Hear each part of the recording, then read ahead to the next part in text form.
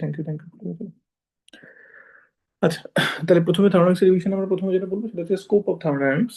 একবার রিপিট করে দিই, সেটা হচ্ছে যে থার্মোডাইনামিক সিস্টেমের উপর কেবলমাত্র থার্মোডাইনামিক্স প্রযোজ্য হবে। থার্মোডাইনামিক সিস্টেমের বৈশিষ্ট্য কি না, ভলিউম টেন্স টু ইনফিনিটি, একটি কণার আয়তনের সাপেক্ষে পুরো সিস্টেমের আয়তনটা অনেক বেশি হতে হবে।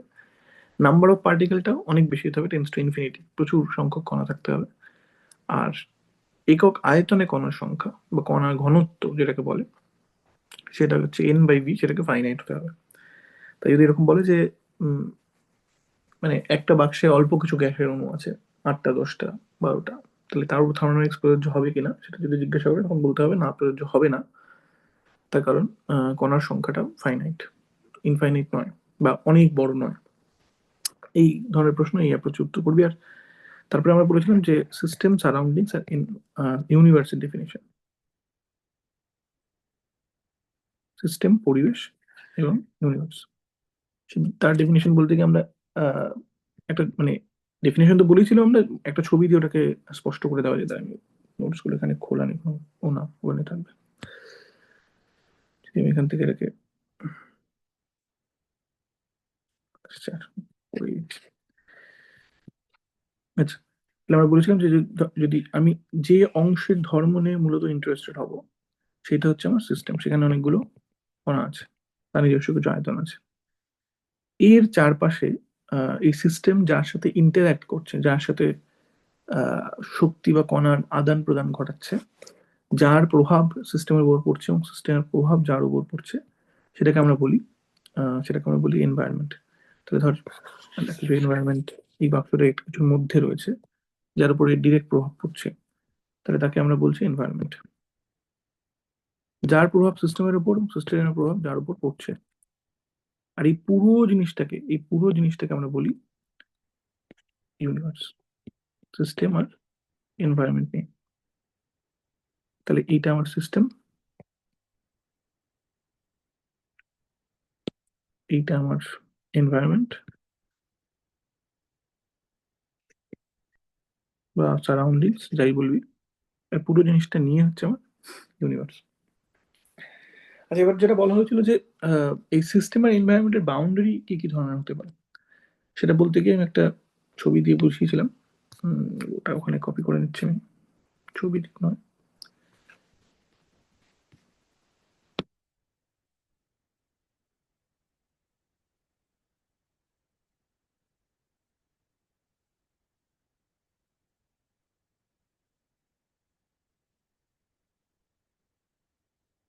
সিস্টেম আর এনভায়রনমেন্টের মাঝখানে কত ধরনের বাউন্ডারি হতে পারে, সেই বাউন্ডারি প্রকারভেদ সেটা এভাবে দেখিয়েছিলাম।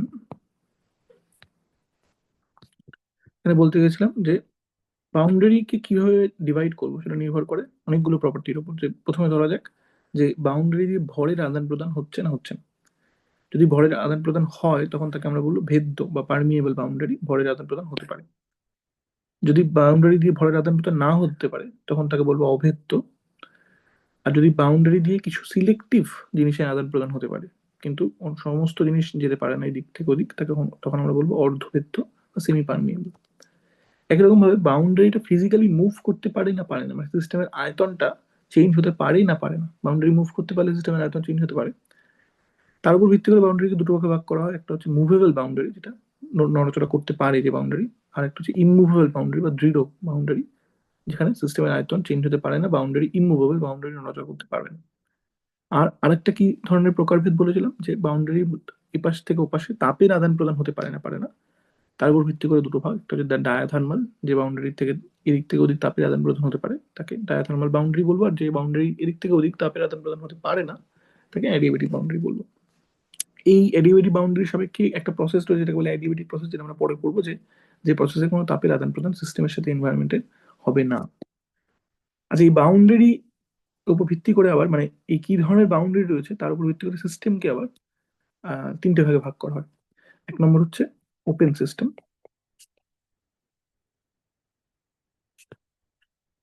এটা কি ছিল, যে পরিবেশের সাথে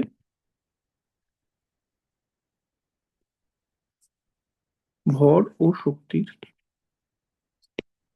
আদান প্রদান সম্ভব।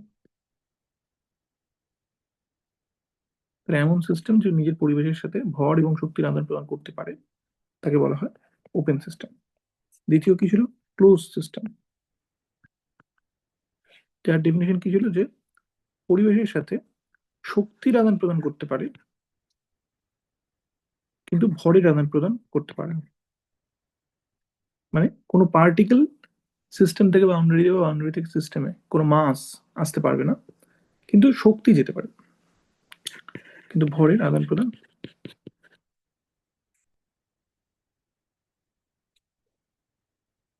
করতে পারে না। এই ধরনের সিস্টেমকে আমরা বলবো ক্লোজ সিস্টেম। আমরা উদাহরণ দিয়েছিলাম ওপেন সিস্টেম, যে কোনো ধর এক গ্লাস জল রাখা আছে যার উপরটা খোলা, সেটাকে আমরা ওপেন সিস্টেম ভাবতে পারি, কারণ সেখান থেকে জলও বেরোতে পারে বা জলের মধ্যে বাইরে থেকে কিছু এসে পড়তে পারে, এবং তাপ শক্তি বা অন্য যে কোনো ধরনের শক্তি তো বেরিয়ে আসতেই পারে। ক্লোজ সিস্টেমের মধ্যে কি ছিল? একটা তার খুব টাইট করে আটকানো বোতল, যেখান থেকে জলও বেরোতে পারছে না বা অন্য কিছু বোতলের বাইরে থেকে ভেতরে ঢুকতে পারছে না, কিন্তু সেখানে তাপের আদান প্রদান বা অন্যান্য শক্তির আদান প্রদান ঘটতে পারে। আরেক ধরনের সিস্টেম কি ছিল? সেটা হচ্ছে আইসোলেটেড সিস্টেম। আইসোলেটেড সিস্টেম, এটা কি হয়েছিল? যে পরিবেশের সাথে ভর বা শক্তি কোনোটারই কিছু আদান প্রদান সম্ভব না। ভর ও শক্তির, আমরা বলি ভর বা শক্তির আদান প্রদান সম্ভব নয়। তাহলে এমন ধরনের সিস্টেম পরিবেশের সাথে কোনো রকম ভর বা শক্তি কোনো কিছু আদান প্রদান করছে না, তাকে আইসোলেটেড সিস্টেম বলে। এবং এই সিস্টেমের উদাহরণ বলতে গিয়ে বলেছিলাম যে আদর্শ আইসোলেটেড সিস্টেমের একটাই উদাহরণ আছে, সেটা হচ্ছে গোটা ইউনিভার্স। গোটা ইউনিভার্সকে যদি আমি একবারে ধরে নিই, তাহলে সেটা একটা আইসোলেটেড সিস্টেম, সে অন্য কারোর সাথে ইন্টারাক্ট করছে না, সেটার মধ্যেই সবটা নিয়ে রয়েছে। মানে এই বিশ্বের মহাবিশ্বে যা যদি সবটাকে নিয়ে যদি একটা সিস্টেম ভাবি, তাহলে সে একটা আইসোলেটেড সিস্টেম, সে অন্য কারোর সাথে ইন্টারাক্ট করছে না। কিন্তু ক্লোজড টু আইসোলেটেড সিস্টেম, প্রায় আইসোলেটেড সিস্টেমের উদাহরণ কি বলতে পারি?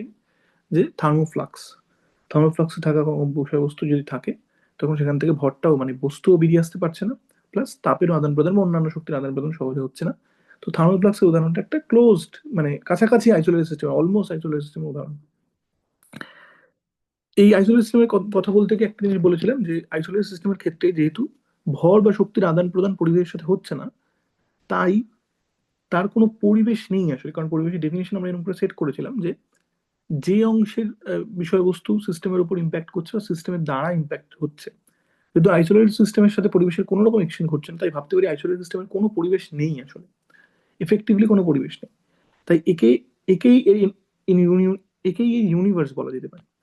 তাহলে আমরা বলতে পারি যে এই ধরনের সিস্টেমের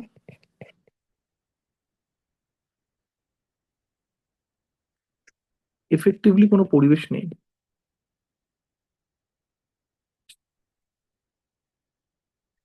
এবং এর নিজেই ইউনিভার্স। এখানে আমরা এরপর আমরা বলেছিলাম যে ওপেন সিস্টেম হতে হলে কি ধরনের বাউন্ডারি হতে হবে, ক্লোজ সিস্টেম হতে হলে কি ধরনের বাউন্ডারি হতে হবে, সেটা একটুখানি দেখে নিবি, আমি ওই ডিটেলটায় যাচ্ছি না।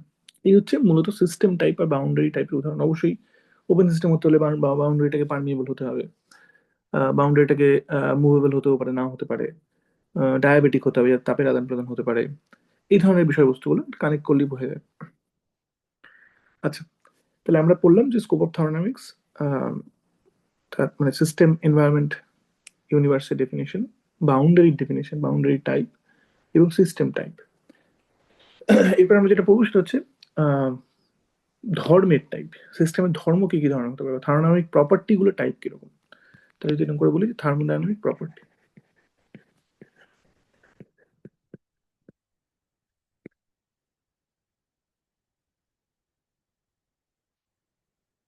তার মধ্যে একটা ছিল এক্সটেন্সিভ প্রপার্টি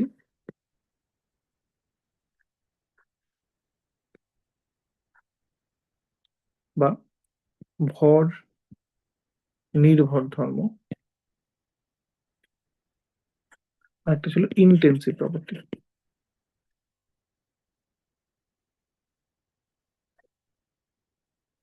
বা ভর নিরপেক্ষ ধর্ম।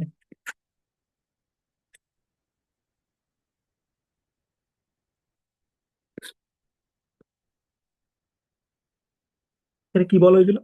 এক্সটেন্সিভ প্রপার্টি গুলো এর মান আচ্ছা, অনেক সময় আরেকটা নাম বলা হয়, সেটা হচ্ছে পরিমাণগত ধর্ম আর গুণগত ধর্ম। তো বলে দিই এখানে,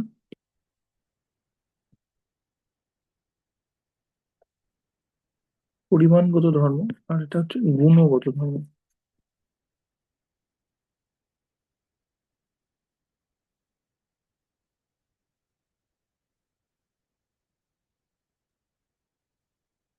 কি বলা হয় এক্সটেন্সিভ প্রপার্টির সংজ্ঞা? যে যেসব যেসব ধর্ম কণা সংখ্যার সাথে সমানুপাতিক, বা যেসব ধর্মের মান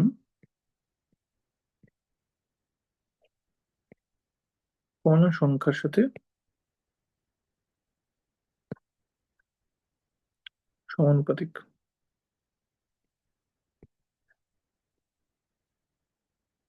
যেমন ভর, আয়তন, ইত্যাদি ইত্যাদি। আর ইন্টেন্সিভ প্রপার্টি কি ছিল? যে যেসব ধর্মের মান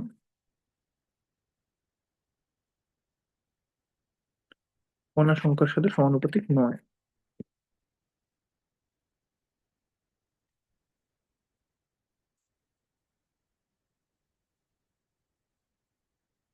যেমন চাপ, তাপমাত্রা, ইত্যাদি। এখানে এটা বোঝাতে খুব ভালো একটা, যেটা যেটা দিয়ে পার্টিকুলারলি খুব সহজে বোঝা যায়, যে পিকচারটা দিয়ে, সেটা বলতে গিয়ে এখানে বলেছিলাম এই ছবিটার কথা।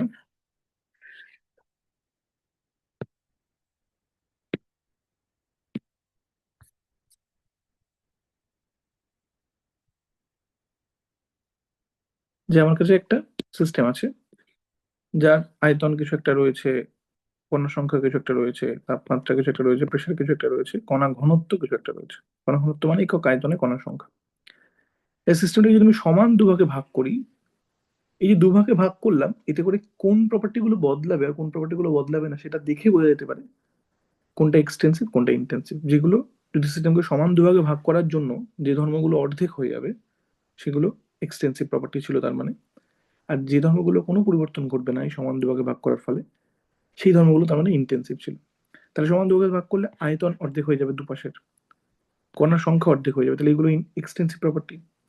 কিন্তু দুভাগে ভাগ করার জন্য তাপমাত্রার কোনো বদল ঘটবে না বা চাপের কোনো বদল ঘটবে না, এমনকি কণা ঘনত্বেরও কোনো বদল ঘটবে না। তার কারণ হচ্ছে যে কণার সংখ্যা যেমন অর্ধেক হয়েছে, তুমি আয়তন অর্ধেক হয়েছে, তাই কণা ঘনত্ব দুপাশে কোনো বদল ঘটবে না। তাহলে এখান থেকে বোঝা যায় এই এই টেস্টটা অ্যাপ্লাই করে বোঝা যেতে পারে কোন ধর্মগুলো ভর নিরপেক্ষ, কোন ধর্মগুলো ভর নির্ভর বা পরিমাণগত ধর্ম।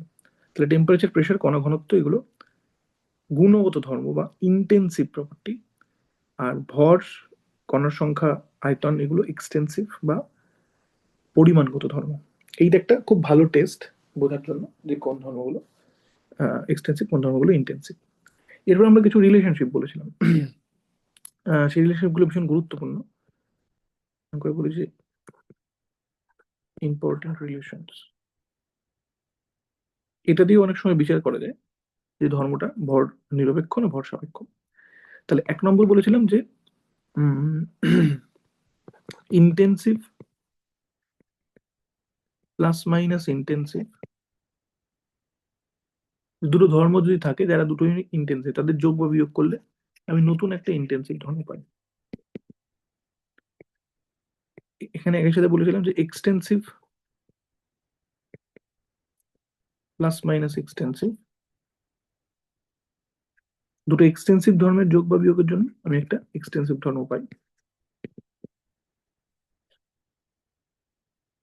কিন্তু ইন্টেন্সিভ আর এক্সটেন্সিভ ধর্মের কিন্তু যোগ বা বিয়োগ করা সম্ভব নয়। তাহলে ইন্টেন্সিভ প্লাস মাইনাস এক্সটেন্সিভ, সেটা করা যাবে না। একই সাথে যেটা বলেছিলাম যে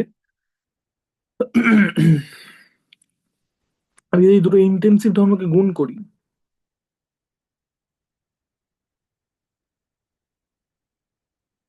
বা দুটো ইন্টেন্সিভ ধর্মকে ভাগ করি,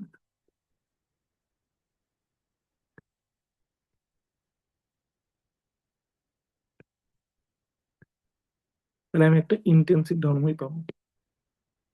কারণ এই দুটোর কারোরই কণার সংখ্যার উপর নির্ভরশীলতা নেই। তাই এদেরকে গুণ করলে যে গুণফলটা হবে সেটাও কোনো কণা সংখ্যার উপর নির্ভরশীলতা থাকবে না, ভাগ করলেও তাই জিনিস থাকছে। কিন্তু আমি যদি দুটো এক্সটেন্সিভ ধর্মকে ভাগ করি, ভীষণ গুরুত্বপূর্ণ, এক্সটেন্সিভ ধর্মকে আরেকটা এক্সটেন্সিভ ধর্ম দিয়ে ভাগ করি, তাহলে যেহেতু উপরের জিনিসটারও একটা কণার সংখ্যার উপর নির্ভরশীলতা আছে, কণার সংখ্যার সাথে সমানুপাতিক, নিচের জিনিসটাও কণার সংখ্যার সাথে সমানুপাতিক, তাই ভাগ করলে ওই কণা সংখ্যার ফ্যাক্টরটা উপর নিচে দু ক্ষেত্রেই কেটে যাবে। ফলে দুটো এক্সটেন্সিভ প্রপার্টিকে ভাগ করে আমি যেটা পাবো সেটা কিন্তু একটা ইন্টেন্সিভ প্রপার্টি।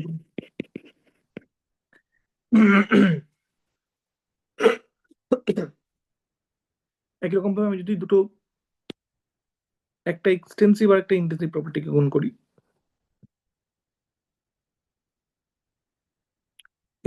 এক্সটেন্সিভের সাথে ইন্টেন্সিভকে গুণ করি, তাহলেও কিন্তু আমি একটা এক্সটেন্সিভ প্রপার্টি পাবো। কেন না, একটা কণা সংখ্যার উপর নির্ভরশীল, আরেকটা কণা সংখ্যার উপর নির্ভরশীল নয়, তাহলে গুণফলের ক্ষেত্রে ওই কণা সংখ্যার উপর নির্ভরশীলতাটা থেকে যাবে, তাহলে সেখানে আরেকটা এক্সটেন্সিভ প্রপার্টি আমি পাবো। তাহলে এই ধর্মগুলো জানাটা ভীষণ গুরুত্বপূর্ণ। আরেকটা জিনিস সেটা হচ্ছে যে যে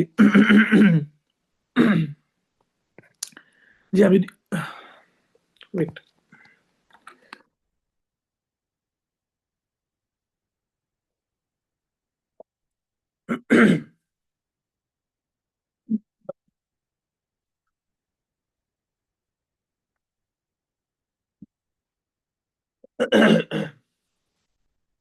আমি যদি পরিমাণ ফিক্সড করে দিই,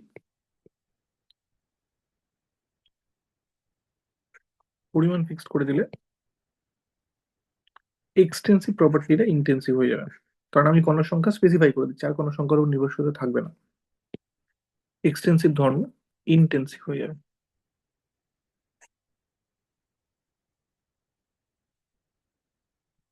যেমন যেমন আয়তন এক্সটেন্সিভ, কিন্তু আমি যদি বলি মোলার আয়তন বা এক মোলের আয়তন, যেই মুহূর্তে আমি এক মোল বলে দিচ্ছি তার মানে আমি ফিক্স করে দিচ্ছি কণার সংখ্যা, সেটা কিন্তু ইন্টেন্সিভ। তেমনি তার তাপ ধারকত্ব, তাপ ধারকত্ব ব্যাপারটা কি ছিল, যদি ফিজিক্সের ডেফিনেশন খেয়াল করিস তাহলে ভর গুণ আপেক্ষিক তাপ। আপেক্ষিক তাপটা শুধুমাত্র মেটেরিয়ালের উপর নির্ভর করে, ভালো করে লিখি এটা। আপেক্ষিক তাপটা শুধুমাত্র মেটেরিয়ালের উপর নির্ভর করে। আপেক্ষিক তাপ একটা ইন্টেন্সিভ প্রপার্টি, এটা কতটা পরিমাণ আমি জিনিসটা নিচ্ছি তার উপর নির্ভর করে না। লোহার একটা পার্টিকুলার আপেক্ষিক তাপ আছে, সোনার একটা পার্টিকুলার আপেক্ষিক তাপ আছে, এটা পরিমাণের উপর নির্ভর করে না। ফলে ভর একটা এক্সটেন্সিভ প্রপার্টিকে আমি যখন একটা আপেক্ষিক তাপ একটা ইন্টেন্সিভ প্রপার্টি দিয়ে গুণ করি, করলে যেটা পাই তাপ ধারকত্ব, সেটা সবসময় একটা এক্সটেন্সিভ প্রপার্টি হয়ে যাবে, যেটা একটু আগে দেখালাম যে এক্সটেন্সিভ গুণ ইন্টেন্সিভ করলে এক্সটেন্সিভ পাবো। যেটাকে যদি আমি বলি যে মোলার তাপ ধারকত্ব, তাহলে সেটা কি হয়ে যাবে, সেটা হয়ে যাবে ইন্টেন্সিভ। বাই দ্য ওয়ে এখানে একটা লিখে দিচ্ছি, ভর হচ্ছে এক্সটেন্সিভ, আপেক্ষিক তাপ হচ্ছে ইন্টেন্সিভ।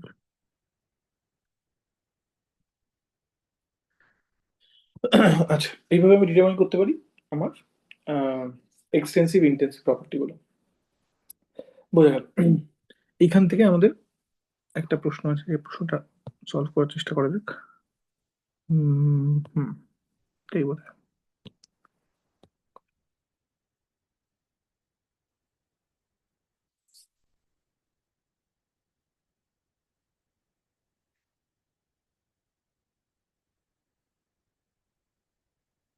পর প্রশ্নের পর।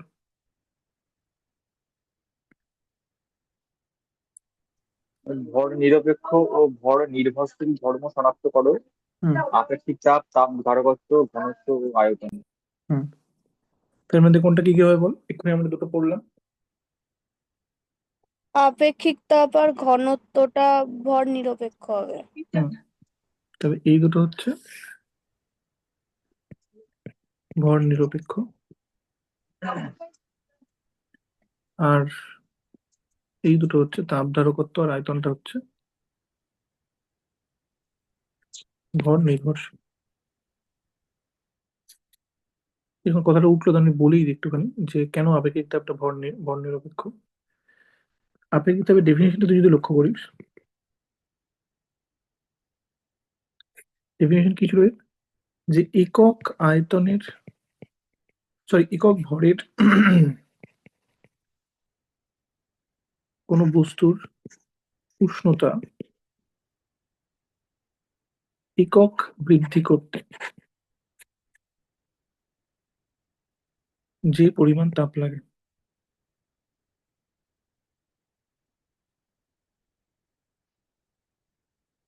এটা বুঝতেই পারছি এখানে এটা একটা ভর নিরপেক্ষ ধর্ম হয়ে যাচ্ছে, কারণ বলেই দিচ্ছে যে একক ভরের কোনো বস্তুর উষ্ণতা একক বৃদ্ধি করতে। সেই জন্য এটা একটা, হ্যাঁ, আমি কত গ্রাম ভর নিয়ে করছি তার উপর নির্ভর করে না। আপেক্ষিক ডেফিনেশনটা হচ্ছে যে আমি একক ভরের যদি উষ্ণতা 1 ডিগ্রি বৃদ্ধি করতে চাই তাহলে যে পরিমাণ তাপ লাগে, তাহলে সেই জন্য এটা একটা ভর নিরপেক্ষ ধর্ম হচ্ছে। সেখানে তাপ ধারকত্ব ডেফিনেশন তুই যদি দেখিস, তার ডেফিনেশন কি? যে কোনো বস্তুর উষ্ণতা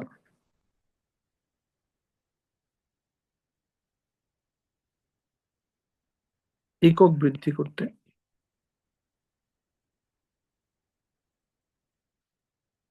যে পরিমাণ তাপ লাগে। তাহলে এটা কিভাবে বলা যেতে পারে? তাহলে তাপ ধারকত্ব সমান সমান কি বলা যেতে পারে? যে পুরো বস্তুর উষ্ণতা একক বৃদ্ধি করতে যে পরিমাণ তাপ লাগে। তাহলে সেটা কি বলে? বস্তুর ভর গুণ আপেক্ষিক তাপ লেখা যেতে পারে।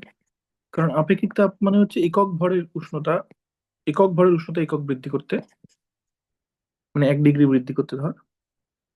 আর বস্তুর ভরকে যদি গুণ করি, তাহলে পুরো বস্তুর উষ্ণতা 1 ডিগ্রি বৃদ্ধি করতে যে পরিমাণ তাপ লাগে।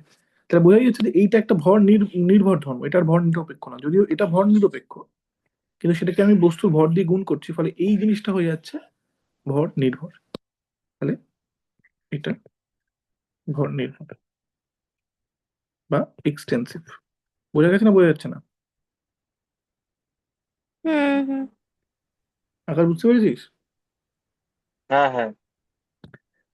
ঘনত্বের উদাহরণ তো আমরা দিয়েছিলাম। ঘনত্ব বেসিক্যালি ভর বাই আয়তন, যেখানে ভরটাও এক্সটেন্সিভ আয়তনটাও এক্সটেন্সিভ, দুটো এক্সটেন্সিভ প্রপার্টিকে ভাগ করলে আমি একটা ইন্টেন্সিভ প্রপার্টি পাই। তাহলে এটা হচ্ছে আমার এই প্রশ্নটার সলিউশন। আচ্ছা, এরপরে কি আছে? এরপর আমরা বলেছিলাম যে আম, সাম্য কত ধরনের হয়, সাম্যের ডেফিনেশন আমরা বলেছিলাম। তাহলে আমরা কি কি দেখলাম? আমরা যদি সিস্টেমেটিক্যালি ব্যাপারটাকে দেখি, একটা হচ্ছে আমরা দেখলাম যে আমি থার্মোডাইনামিক্সটা পড়বো কাদের, থার্মোডাইনামিক্সটা অ্যাপ্লাই করবো কোন ধরনের বিষয়বস্তুর উপর, সেখানে থার্মোডাইনামিক্স সিস্টেমের গল্প বললাম।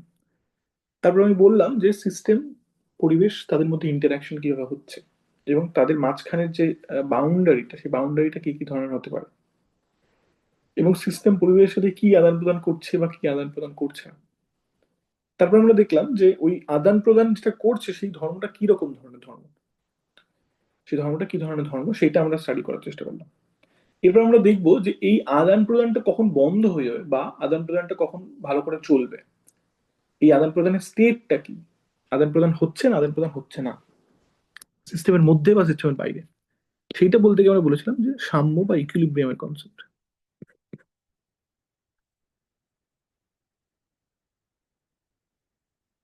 এবং সেখানে আমরা বলেছিলাম যে 3 ধরনের সাম্য হতে পারে। একটা হচ্ছে থার্মাল ইকুইলিব্রিয়াম বা তাপীয় সাম্য, থার্মাল বা তাপীয়।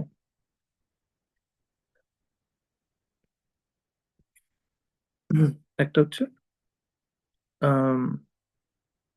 মেকানিক্যাল ইকুইলিব্রিয়াম, এর বাংলাটা আমার মনে নেই আপাতত। Mechanical equilibrium. আর একটা হচ্ছে কেমিক্যাল ইকুইলিব্রিয়াম, কেমিক্যাল ইকুইলিব্রিয়াম বা রাসায়নিক সাম্য।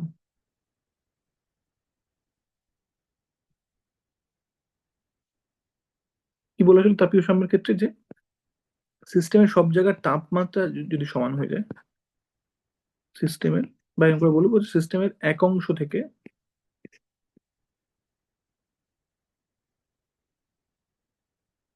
অন্য অংশে তাপের আদান প্রদান বন্ধ হলে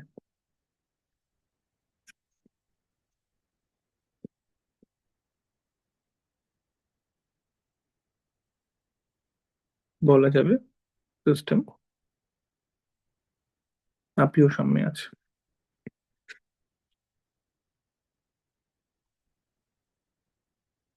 এটা কখন হবে? সিস্টেমের এক অংশ থেকে অন্য অংশে তাপের আদান প্রদান কখন বন্ধ হবে? যখন সিস্টেমের সব জায়গায় টেম্পারেচারটা সমান হয়ে যাবে। তাহলে এটা কখন হবে? এটা হবে যখন সিস্টেমের সর্বত্র টেম্পারেচারটা সমান হবে, তখন আমি বলবো সিস্টেম তাপীয় সামনে আছে। একরকম ভাবে মেকানিক্যাল ইকুইলিব্রিয়াম কখন বলা যাবে সিস্টেম মেকানিক্যাল ইকুইলিব্রিয়ামে আছে? যখন সিস্টেমের এক অংশ থেকে অন্য অংশে আয়তনের আদান প্রদান বন্ধ হবে। তাহলে আমি এটাকে পুরো জাস্ট কপি করছি। সিস্টেমের এক অংশ থেকে অন্য অংশে আহ,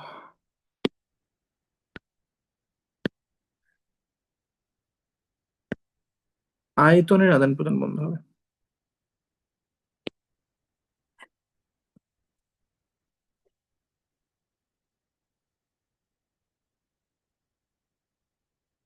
তখন বলা যাবে সিস্টেম মেকানিক্যাল ইকুইলিব্রিয়ামে আছে। মেকানিক্যাল ইকুইলিব্রিয়ামে আছে, শর্টে লিখলাম। এটা কখন হবে? যখন সিস্টেমের সব জায়গায় চাপ সমান হয়ে যাবে। চাপ সমান হয়ে যাবে। একই রকম ভাবে কেমিক্যাল ইকুইলিব্রিয়াম কখন বলতে পারো আমি এটা সিস্টেম কেমিক্যাল ইকুইলিব্রিয়ামে আছে? যখন সিস্টেমের এক অংশ থেকে অন্য অংশে ভরের আদান প্রদান বন্ধ হয়ে যাবে। ভরের আদান প্রদান বন্ধ হয়ে যাবে মানে বস্তুর, সোজা কথা বস্তুর আদান প্রদান, ম্যাটারের আদান প্রদান বন্ধ হয়ে যাবে। এটা কখন হবে? যখন সিস্টেমের সর্বোচ্চ, বলেছিলাম নতুন কনসেপ্ট, ইটস ক্লোজ টু ঘনত্ব, কিন্তু ঘনত্ব ঠিক নয়, ঘনত্বের থেকে আর একটু জেনারেল একটা জিনিস যেটাকে বলে কেমিক্যাল পোটেনশিয়াল বা রাসায়নিক বিভব। যখন সিস্টেমের সর্বত্র রাসায়নিক বিভব সমান হয়ে যাবে, তখন সিস্টেমের ভরের আদান প্রদান বন্ধ হয়ে যাবে, সিস্টেম কেমিক্যাল ইকুইলিব্রিয়ামে আসবে।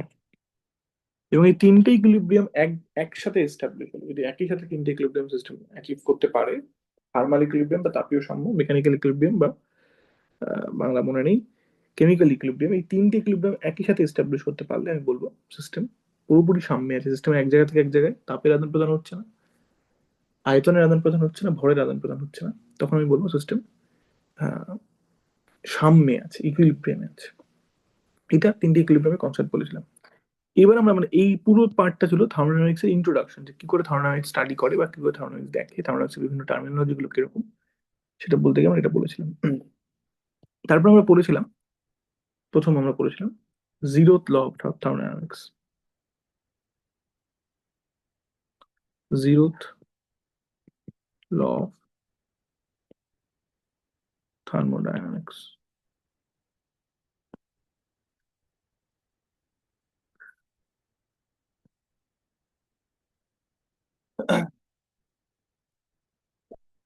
জিরোথ ল অফ থার্মোডাইনামিক্স, সেটা সহজে কি বলেছিলাম, যে একটা বস্তু আছে এ, সে আরেকটা বস্তু বি এর সাথে তাপীয় সাম্যে আছে।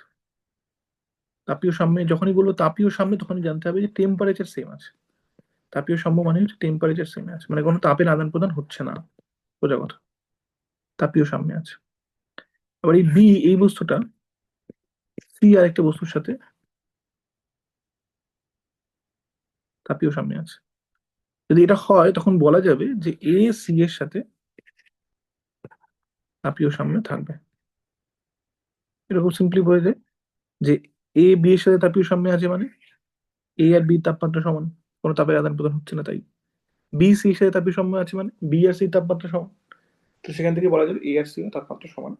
এর অ্যাপ্লিকেশন কোথায়? অ্যাপ্লিকেশন আমরা বলেছিলাম যে থার্মোমিটারে, এর অ্যাপ্লিকেশন দেখা যায়।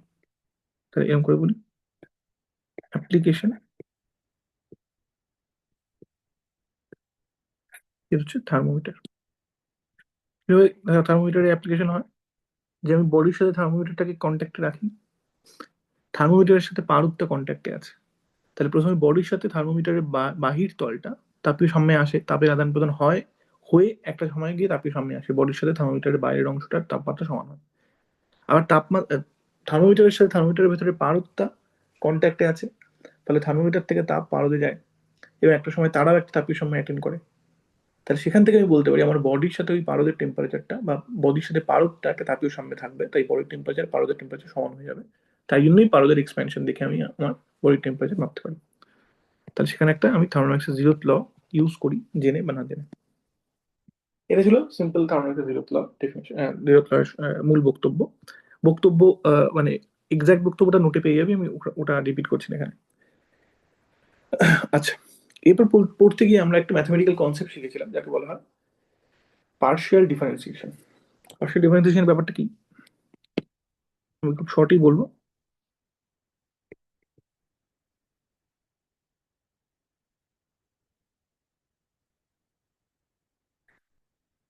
যে এরকম করে বলেছিল যে জেড যদি একটা ফাংশন অফ এক্স আর ওয়াই হয়, তাহলে আমি যদি এরকম করে লিখি যে del Z del X at constant Y, এটার মানে হচ্ছে এক্স এর সাপেক্ষে জেড এর বদলের হার যখন ওয়াই কনস্ট্যান্ট, আর ডেল জেড ডেল ওয়াই এট এক্স, এটা কি ছিল, এটা ছিল ওয়াই এর সাপেক্ষে জেড এর বদলের হার যখন এক্স কনস্ট্যান্ট। তাহলে একটা ভ্যারিয়েবল যদি এরকম দুটো বা একাধিক ভ্যারিয়েবলের ফাংশন হয়, যেমন জেড এর ক্ষেত্রে এক্স আর ওয়াই ফাংশন, তখন জেড এর মোট চেঞ্জটাকে আমি কিভাবে লিখতে পারি, লিখতে পারি এক্স এর সাপেক্ষে জেড এর বদলের হার যখন ওয়াই কনস্ট্যান্ট গুণ এক্স এর বদল যোগ ওয়াই এর সাপেক্ষে জেড এর বদলের হার যখন এক্স কনস্ট্যান্ট গুণ ওয়াই এর বদল। তাহলে এইটা সবসময় লেখা যায় যদি একটা জিনিস একাধিক জিনিসের ফাংশন হয়, ভীষণ ইম্পর্টেন্ট রিলেশনশিপ। এবং এটা বলতে গিয়ে আমরা কিছু প্রপার্টির কথা বলেছিলাম।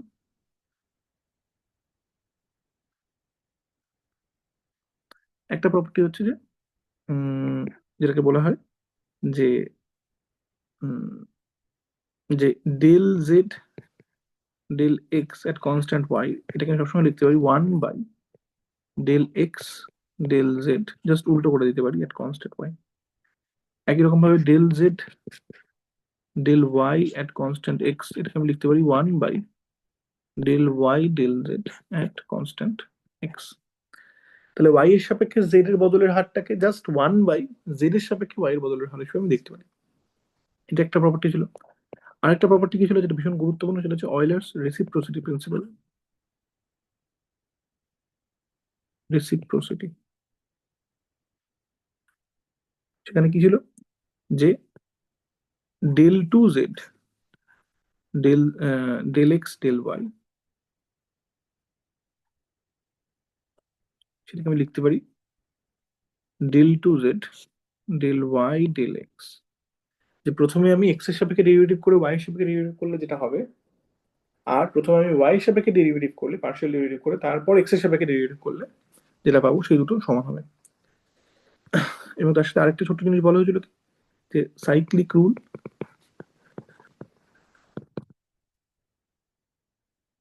সাইক্লিক রুল বলা হয়েছিল, এটা হচ্ছে যদি Z is a function of X আর ওয়াই হয়, তাহলে del Z del X at constant Y গুণ del X del Y at constant Z গুণ del Y del Z constant X, এইগুলো গুণফল করলে -1 হয়। এটা সাইক্লিক প্রপার্টি কেন, যে যে এটা ভালো করে দেখলে বোঝা যাবে যে জেড এক্স ওয়াই আমি এরকম করে ঘোরাচ্ছি বেসিক্যালি।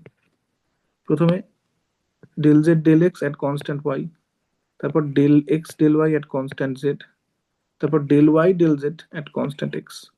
পুরো এভাবে ঘুরছে, দেখ জেড এক্স, তারপরে এক্স ওয়াই, তারপর ওয়াই জেড। যে দুটোকে নিচ্ছি অন্যটাকে কনস্ট্যান্ট রাখছি, জেড এক্স তারপরে এক্স ওয়াই তারপরে ওয়াই জেড। তো এই রুলটাকে জন্য সাইক্লিক রুল বলে। এইগুলো গুণফল করলে কত পাবো? -1 পাবো। এটা প্রুফ করে দেখানো যায়, আমি আর প্রুফ করে দেখাইনি। তাহলে এই ছোট্ট পার্শিয়াল ডিফারেন্সিয়েশনটা আমরা পড়ে আমরা তারপরে যেটা ঢুকেছিলাম সিস্টেমের প্রপার্টি আর কিভাবে ভাগ করা যায়। একটা তো প্রপার্টি আমরা ভাগ করেছি এক্সটেন্সিভ ইন্টেন্সিভ, আরেকটা প্রপার্টির ভাগ আমরা পড়েছিলাম যে স্টেট প্রপার্টি আর পাথ প্রপার্টি। তাহলে এরকম করে বলি যে স্টেট প্রপার্টি,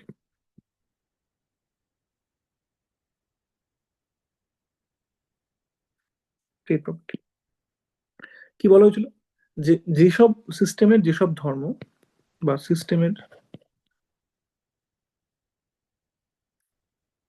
যে ধর্ম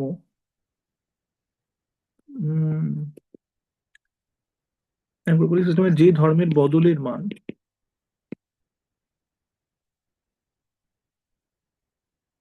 প্রাথমিক, কেবলমাত্র প্রাথমিক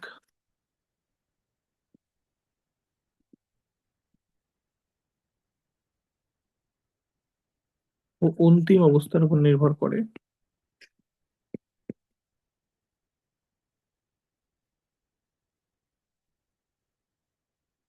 কোন পথে সে বদল ঘটেছে, কোন পথে সেই বদল ঘটেছে তার উপর নির্ভর করে না, তাকে স্টেট প্রপার্টি, স্টেট প্রপার্টি বলে। আচ্ছা এর বাংলাটা কি? এর বাংলাটা হচ্ছে অবস্থা নির্ভর ধর্ম, অবস্থা নির্ভর ধর্ম।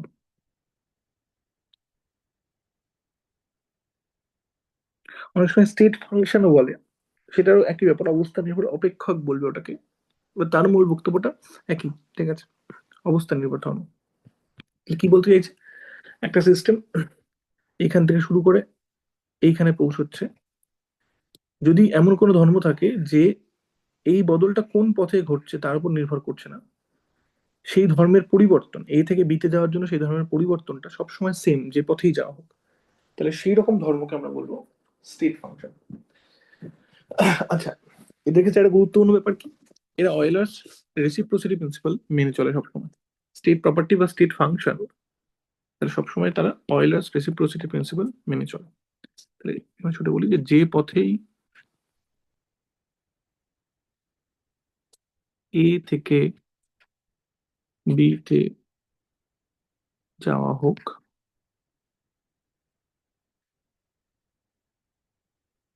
স্টেট ফাংশনের বা স্টেট প্রপার্টির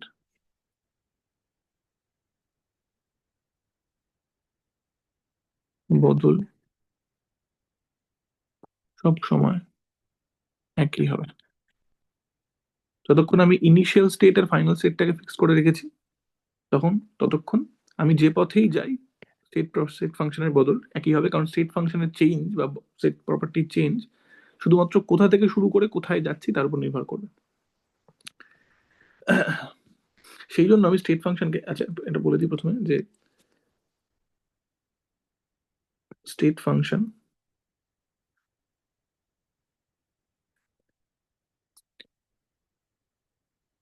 অয়েলার্স রেসিপ্রোসিটি প্রিন্সিপাল মেনে চলে। 2 নম্বর কি? 2 নম্বর হচ্ছে আহ হ্যাঁ 2 নম্বর কি, 2 নম্বর হচ্ছে যে যেহেতু স্টেট ফাংশন কেবলমাত্র অবস্থার উপর নির্ভর করে, তাই আমি বলতে পারি যে এই যে এ বিন্দুতে যখন সিস্টেমটি রয়েছে, এ বিন্দু মানে এই বিন্দু আমি এখন বলতে চাইছি মানে একটা পার্টিকুলার টেম্পারেচার প্রেশার ভলিউম ধর ফিক্স করেছি আমি, সেখান থেকে অন্য একটা পার্টিকুলার টেম্পারেচার প্রেশার ভলিউমে যাচ্ছে। তো যখন আমি একটা পার্টিকুলার টেম্পারেচার প্রেশার ভলিউমে ফিক্স করে দেব, তখন ওই ওই অবস্থা থাকাকালীন ওই স্টেট ফাংশনের একটা মান আছে। তাহলে যদি এরকম করে বলি এটাকে যে কোনো একটি নির্দিষ্ট অবস্থায় থাকাকালীন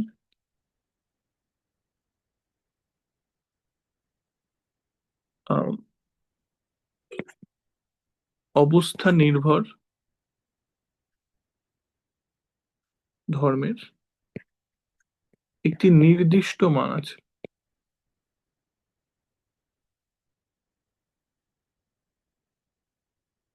এটাই হতো না যদি জিনিসটা পথ নির্ভর হয়ে যেত, যেটা আমরা এর পরে পড়বো। কারণ পথ নির্ভর হয়ে গেলে ও কোন পথে এসে এ তে পৌঁছচ্ছে বা বি তে পৌঁছচ্ছে তার উপর নির্ভর করবে এখানে সিস্টেমের ওই ধর্মের মান। কিন্তু যদি কোন এক সিস্টেমের কোন একটা ধর্ম কেবলমাত্র ও কোন অবস্থায় আছে তার উপর নির্ভর করে, তাহলে তখন কিন্তু আহ একটি নির্দিষ্ট অবস্থায় ওই ধর্মের একটা নির্দিষ্ট মান থাকবে। এই জন্য বলছি স্টেট ফাংশনের কোন একটা নির্দিষ্ট অবস্থায় থাকাকালীন একটা নির্দিষ্ট মান আছে। তাহলে এরকম করে যদি বলতে পারি, তাহলে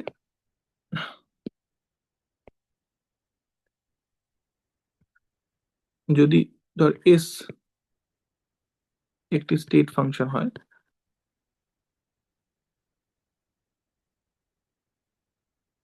তবে এ অবস্থায় এস এর মান এস এ ধরা যাক আর কি।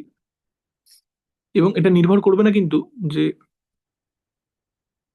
এটির মান নির্ভর করবে না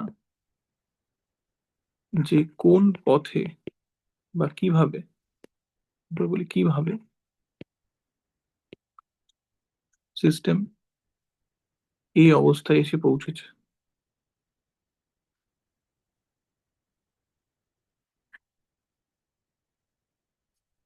একই রকম ভাবে বি অবস্থায়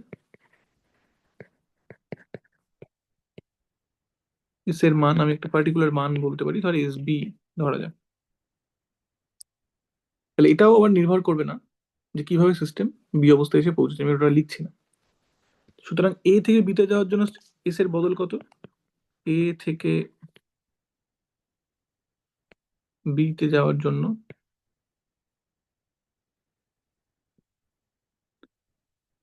এস এর বদল, এটা ভীষণ গুরুত্বপূর্ণ। ডেল্টা এস সেটাকে সবসময় লেখা হয় অন্তিম মাইনাস ইনিশিয়াল, তাহলে ফাইনাল মাইনাস ইনিশিয়াল করে লিখতে হবে। এই কনভেনশনটা ভীষণ গুরুত্বপূর্ণ। তাহলে একটা স্টেট ফাংশনের বদলকে আমি সবসময় এই ফর্মে লিখতে পারি, যে যেহেতু ওর প্রতিটা পার্টিকুলার অবস্থায় স্টেট ফাংশনের একটা মান আছে, ফলে ফাইনাল স্টেটে সেই স্টেট ফাংশনের মান মাইনাস ইনিশিয়াল স্টেটে সেই স্টেট ফাংশনের মান, এই দুটোর বিয়োগফল হিসেবে আমি ওটাকে ওর বদলটাকে লিখতে পারি। এবং এখান থেকে যেটা গুরুত্বপূর্ণ হয় সেটা হচ্ছে যে যে সুতরাং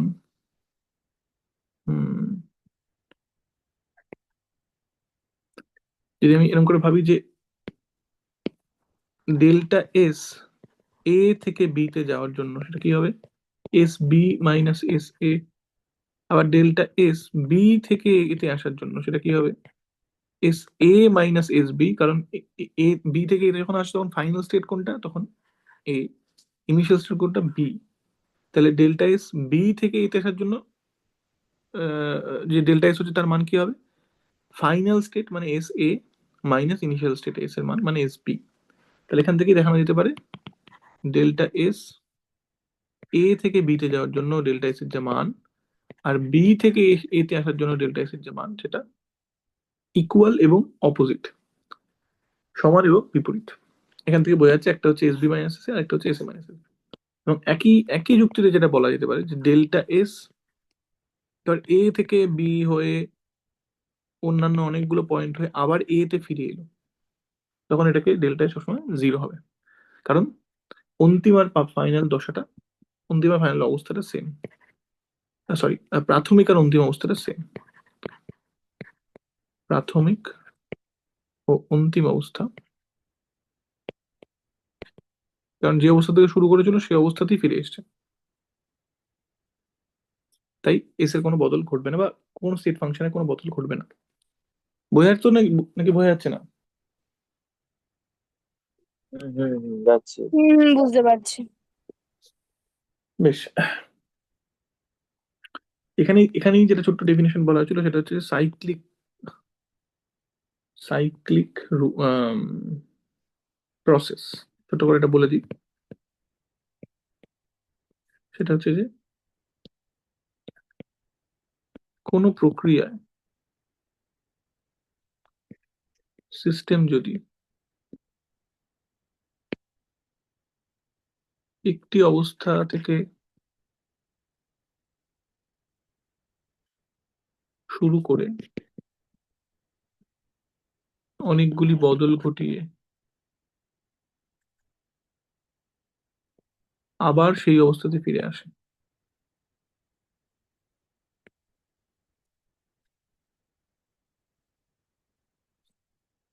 তখন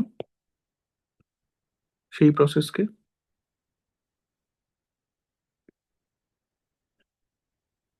সাইক্লিক প্রসেস বলা হয়।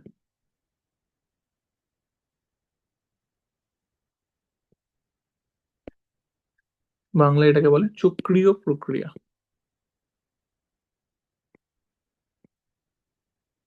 চক্রীয় প্রক্রিয়া। তাহলে সাইক্লিক প্রসেসে স্টেট ফাংশনের বদল, স্টেট ফাংশনের বদলের মান কি হবে? সবসময় শূন্য হবে। তাহলে সাইক্লিক প্রসেসে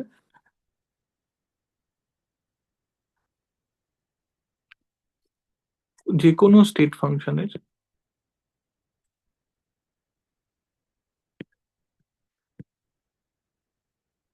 চেঞ্জ নট সমান জিরো হবে। তাহলে এটা হচ্ছে স্টেট ফাংশন সংক্রান্ত সংজ্ঞা, ধর্ম এবং কিভাবে এটা নিয়ে ভাবা, সেটা একটা উপায়। আচ্ছা, এখানে ছোট্ট জিনিস বলা, সেটা হচ্ছে যে কি করে চেক করবো কোনো ফাংশন স্টেট ফাংশন কিনা।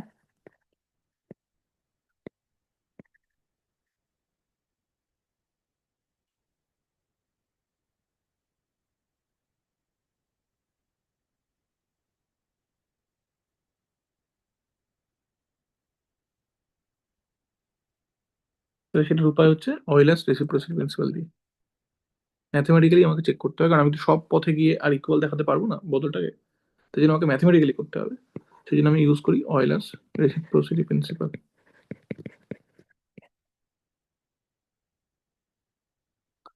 সেখানে আমরা উদাহরণ দেখিয়েছিলাম যে আদর্শ গ্যাসের আয়তন স্টেট ফাংশন দেখাও, আদর্শ গ্যাসের চাপ স্টেট ফাংশন দেখাও, সেগুলো দেখবি নোটে করা আছে। আচ্ছা, এরপর আমরা যেটা পড়েছিলাম সেটা হচ্ছে যে একই রকম ভাবে স্টেট ফাংশনের উল্টো দিকে দাঁড়িয়ে আছে পাথ ফাংশন বা পাথ প্রপার্টি। এরকম করে বলি এটাকে যে পাথ ফাংশন বা পাথ প্রপার্টি,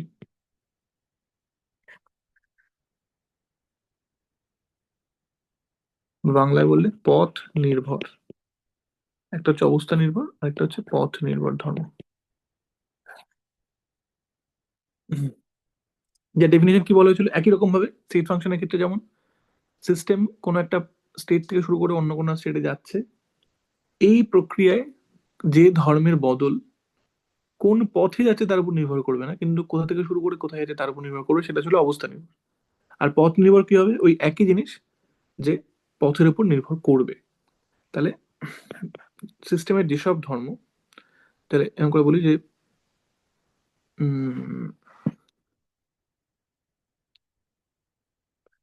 সিস্টেমের কোনো বদলের ক্ষেত্রে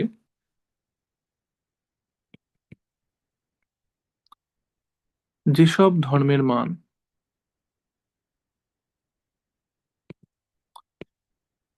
আম, শুধুমাত্র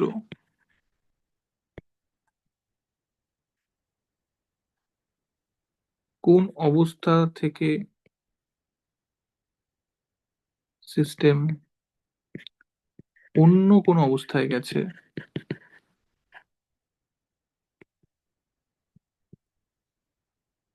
তার উপর নির্ভর করে না,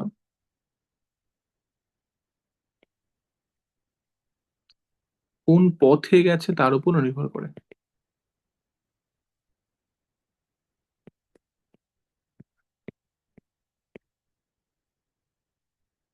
তার উপরও নির্ভর করে, তাকে পথ নির্ভর ধর্ম বলে।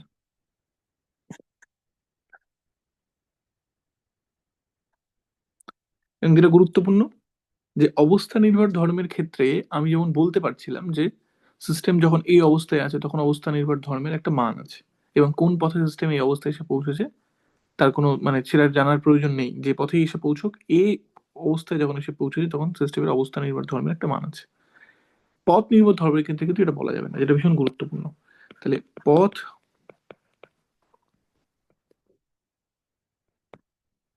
নির্ভর যদি আমি করে বলি যে যদি পি একটি পথ নির্ভর ধর্ম হয়, তবে এ অবস্থায় বা বি অবস্থায় পি এর কোনো নির্দিষ্ট মান নেই, কারণ এ অবস্থায় পি এর মান কি হবে তা নির্ভর করবে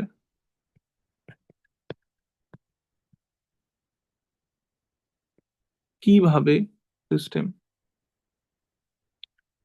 এ অবস্থায়, কিভাবে মানে কোন পথে, সোজা কথা এই অবস্থায় এসে পৌঁছেছে। বোঝা যাচ্ছে? তাহলে এটা ছিল পথ নির্ভর ধর্ম। এর উদাহরণ কি ছিল? আচ্ছা, অবস্থা নির্ভর ধর্মের উদাহরণ কি ছিল? উদাহরণটা ওখানে বলিনি আর, আমরা পড়বো এর পরে। এখানে লিখে দিই, বেশিরভাগ অবস্থা নির্ভর ধর্মগুলো আমরা এরপরে পড়বো। ধর আয়তন, আদর্শ গ্যাসের আয়তন যেরকম করে বলি, আদর্শ গ্যাসের আয়তন, চাপ, তাপমাত্রা, এগুলো সব অবস্থা নির্ভর ধর্ম। আর পথ নির্ভর ধর্ম উদাহরণ কি আছে? কার্য, তাপ। তাহলে যেহেতু এইগুলো অবস্থা পথ নির্ভর ধর্ম, কার্য বা তাপ, তো এরকম করে বলতে পারি না যে এই অবস্থায় সিস্টেম আছে, সিস্টেমের কার্যের মান কত। সিস্টেমের কার্যের কোনো নির্দিষ্ট মান নেই।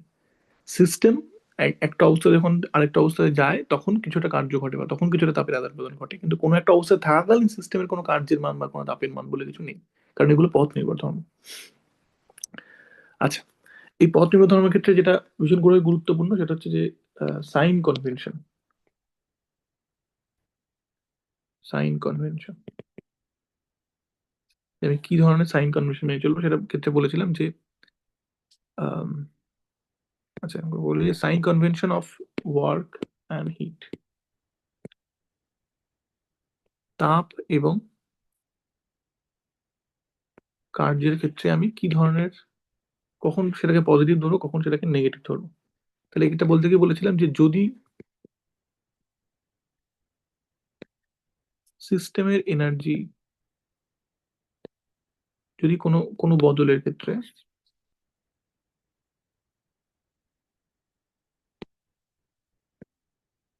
কোনো বদলে সিস্টেমের এনার্জি বাড়ে, অর্থাৎ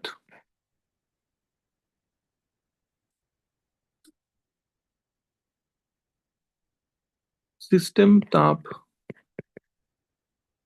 শোষণ করছে বা সিস্টেম এর ওপর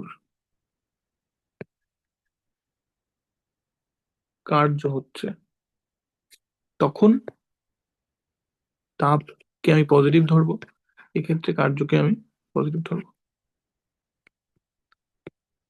আর যদি উল্টোটা হয়, জাস্ট কপি করে দিচ্ছি, যদি উল্টোটা হয় তখন আমি ওইগুলোকে নেগেটিভ ধরবো। তাহলে যদি কোনো বদলের ক্ষেত্রে সিস্টেম এনার্জি কমে, অর্থাৎ সিস্টেম তাপ বর্জন করছে, সিস্টেম পরিবেশে তাপ ছেড়ে দিচ্ছে, তখন হবে, তখন সেই প্রক্রিয়ার জন্য যে তাপটা হবে সেটাকে আমি নেগেটিভ হিসেবে ধরবো। বা সিস্টেম নিজের শক্তি খরচা করে কাজ করছে, তাহলে সিস্টেম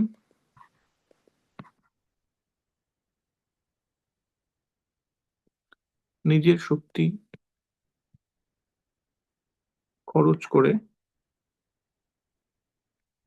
কার্য করছে, তখন কার্যটাকে আমি নেগেটিভ ধরবো। তাহলে এটা হচ্ছে sign convention for work and heat, এটা মাথায় রাখতে হবে।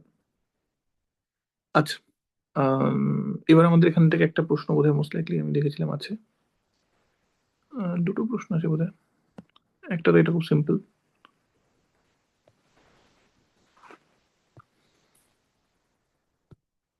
পর প্রশ্নটা পরে কেন পর।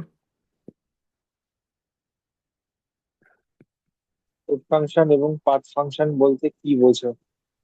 এটা তো বলেই দিলাম যে এর সংজ্ঞাটা বলে দিবি হ্যাঁ দেখ, হ্যাঁ। তাহলে তো খুব সিম্পল ব্যাপার। আচ্ছা, আরেকটা প্রশ্ন ছিল, সেটা হচ্ছে যে উম,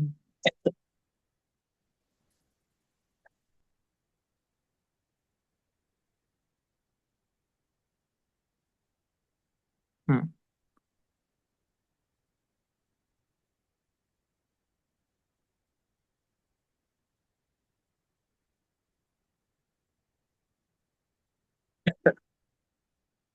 হুম পর প্রশ্নটা পর। পথ নির্ভর অপেক্ষক এবং অবস্থা নির্ভর অপেক্ষক বলতে কি বোঝো? দেখা হচ্ছে একটি আদর্শ গ্যাসের আয়তন অবস্থা নির্ভর অপেক্ষক। তাহলে প্রথম পার্টটা তো বুঝতেই পারলি, ওই আবারও একই ডেফিনেশন লিখে দিবি। হ্যাঁ এই তো হ্যাঁ, ঠিক এটা। আছে। আচ্ছা, আর আয়তন কি করে অবস্থান নির্ভর করে দেখবি, সেটা নোটে করা আছে, আমরা আমরা ক্লাসে করেছিলাম এবং চাপটা তোদের হোমওয়ার্ক দিয়েছিলাম। তাহলে আদর্শ গ্যাসের ক্ষেত্রে আদর্শ হ্যাঁ গ্যাসের হ্যাঁ অবস্থা সমীকরণ PV equals to N R T, সেখান থেকে V equals to N R T by P. এখান থেকে আমরা আপাতত এন কে কনস্ট্যান্ট ধরবো, এন ধ্রুবক হলে ভি, আরো এটাকে ফাংশন অফ টি আর পি লিখবো। ঠিক আছে, তাহলে এবার দেখাবো কি, যে del V del P del T সমান সমান, সরি ডেল টু ভি সমান সমান দেখাতে হবে ডেল টু ভি সমান সমান ডেল টি ডেল পি, এটা দেখাতে হবে। ঠিক আছে, তাহলেই হয়ে যাবে। তাহলে এটা যদি হয় তখন বলবো যে অয়েলার্স রেসিপ্রোসিটি প্রিন্সিপাল মানছে,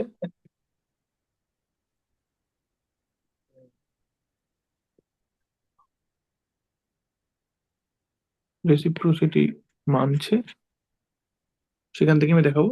সুতরাং আদর্শ গ্যাসের ভি অবস্থা নির্ভর অপেক্ষক। আমি আর করে দেখালাম না, কিন্তু ওটা কিন্তু দেখাবি, ঠিক আছে, দেখবি ক্লাসে হ্যাঁ করা। হ্যাঁ হ্যাঁ, ঠিক আছে। বেশ, এখানে আমরা ছোট্ট ব্রেক নেবো, তারপরে আমরা আর খানিকটা পরে আজকে শেষ করবো। আচ্ছা, ঠিক আছে। হুম, 5-6 মিনিটের ব্রেক।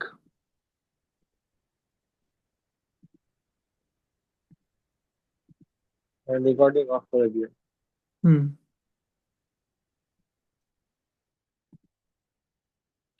বেশ, শুরু করে থাকতে হবে আবার। আচ্ছা, তাহলে আমরা অবস্থান নির্ভর পথ নির্ভর অপেক্ষা নিয়ে কথা বলছিলাম। এরপর আমরা যেটা নিয়ে কথা বলবো সেটা হচ্ছে টাইপ অফ প্রসেস। তাহলে যখন কোনো বদল ঘটবে সেই বদলটা কিরকম হবে। হুম,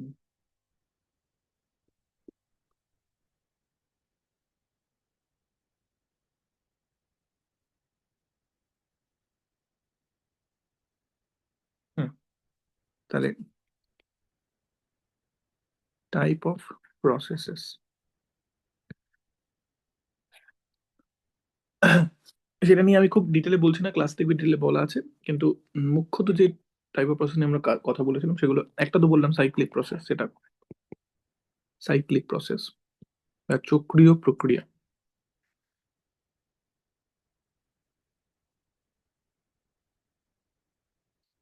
আর যেগুলো বলেছিলাম তার মধ্যে যেগুলো ছিল সেটা হচ্ছে সমষ্ণ প্রক্রিয়া, সমষ্ণ প্রক্রিয়া, বা আমি প্রক্রিয়াটা লিখছি না বারবার করে, বা আইসোথার্মাল প্রসেস। আর কি ছিল? আচ্ছা, সাইক্লিক প্রসেসটা আমি দেখলাম যে একটা পয়েন্ট থেকে শুরু করে আবার সেই পয়েন্টে ফিরে আসছে অনেকগুলো জায়গার মধ্যে দিয়ে গিয়ে। সমষ্ণ প্রক্রিয়া কি ছিল? যে টিটা কনস্ট্যান্ট, টেম্পারেচারটা কনস্ট্যান্ট থাকবে থ্রু আউট দ্য প্রসেস। আর কি ছিল? রুদ্ধতাপীয় প্রক্রিয়া, রুদ্ধতাপীয় প্রক্রিয়া বা অ্যাডিয়াবেটিক প্রসেস, অ্যাডিয়াবেটিক প্রসেস। সেখানে কি ছিল? যে কোনো রকম তাপের আদান প্রদান হচ্ছে না। তাহলে তাপের আদান প্রদান হবে না, বা যদি তাপকে আমি কিউ দিয়ে রিপ্রেজেন্ট করি তাহলে কিউটা হচ্ছে জিরো এই প্রসেসে। আর কি ছিল? আর ছিল হচ্ছে আইসোবারিক প্রসেস, আইসোবারিক বা সমপ্রেষ প্রক্রিয়া, সমপ্রেষ। তাহলে এখানে কি ছিল? এখানে চলে হচ্ছে যে পিটা কনস্ট্যান্ট, প্রেশারটা কনস্ট্যান্ট এই প্রসেস চলাকালীন। আরেকটা কি দেখেছিলাম সেটা হচ্ছে আইসোকোরিক প্রক্রিয়া, আইসোকোরিক বা সম আয়তনিক, সম আয়তনিক যেখানে আয়তনটা, ভলিউমটা কনস্ট্যান্ট। তাহলে এটা হচ্ছে টাইপ অফ প্রসেস যেখানে আমি কিভাবে প্রসেসটা ঘটাচ্ছি ইন টার্মস অফ কোনটাকে কনস্ট্যান্ট রাখছি বা কোনটার বদল ঘটাচ্ছি না, সেইটার উপর ভিত্তি করে বিভিন্ন প্রসেসের ভাগ। But আরেকটা যেটা ভীষণ গুরুত্বপূর্ণ প্রসেসের ভাগ সেটা হচ্ছে রিভার্সেবল প্রসেস আর ইরিভার্সেবল প্রসেস। তাহলে এরকম করে বলি যে রিভার্সেবল প্রসেস বা পরাবর্ত প্রক্রিয়া, পরাবর্ত প্রক্রিয়া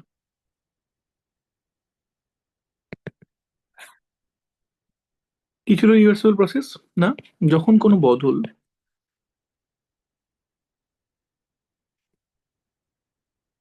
খুব ধীরে ধীরে ঘটে,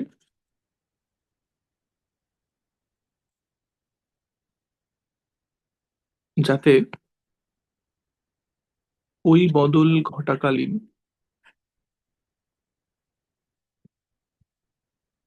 আহ, প্রতিটি স্টেপে সাম্য মেনটেন হতে হতে যায় বা সাম্য বজায় থাকে, সাম্য বজায় থাকে, তাকে রিভার্সেবল প্রসেস বলেছিলাম। এবং এই প্রসেসের একটা ভীষণ গুরুত্বপূর্ণ ফিচার কি বলেছিলাম, যে এই প্রসেসের ড্রাইভিং ফোর্সটা টেন্স টু জিরো হতে হবে, ড্রাইভিং ফোর্সটা টেন্স টু জিরো। এটা কেন গুরুত্বপূর্ণ? এটা গুরুত্বপূর্ণ এই জন্যই যে এই প্রসেস চলাকালীন প্রতিটা স্টেপে স্টেপে ইকুইলিব্রিয়াম মেনটেন হতে যাবে, প্রসেসটা খুবই ধীরে ধীরে করবে। মানে আমি যদি ভাবি যে চাপের বদল ঘটছে বা আয়তনের বদল ঘটছে, তাহলে সেই বদলটাকে ভীষণ ধীরে ধীরে করতে হবে, প্রতিটা স্টেপে সাম্য বজায় থাকতে থাকতে যাবে। এবং যেদিক থেকে যেদিকে যাচ্ছে ওইদিকে যাওয়ার যে ড্রাইভিং ফোর্সটা, যে কারণে ওদিকে যাচ্ছে, সেটাকে খুব বেশি হলে হবে না, সেটাকে প্রায় শূন্য হতে হবে, যাতে যে কোনো পয়েন্টেও ব্যাক করতে পারে আবার। এই ধরনের প্রসেসকে বলে রিভার্সিবল প্রসেস। তার আহ, আম, আম, আরো কিছু ফিচার সম্পর্কে আমরা ক্লাসে কথা বলেছিলাম, সেটা নিয়ে আমি খুব ডিটেলে যাচ্ছি না আর এখানে। আরেকটা ছিল ইররিভার্সিবল প্রসেস, ইররিভার্সিবল প্রসেস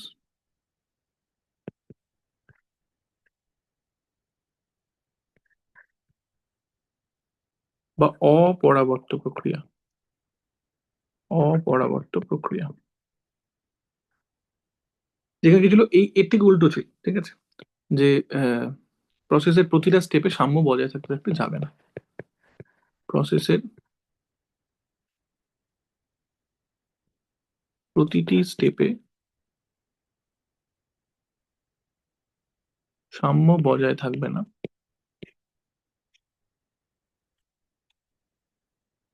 কেবল শুরুতে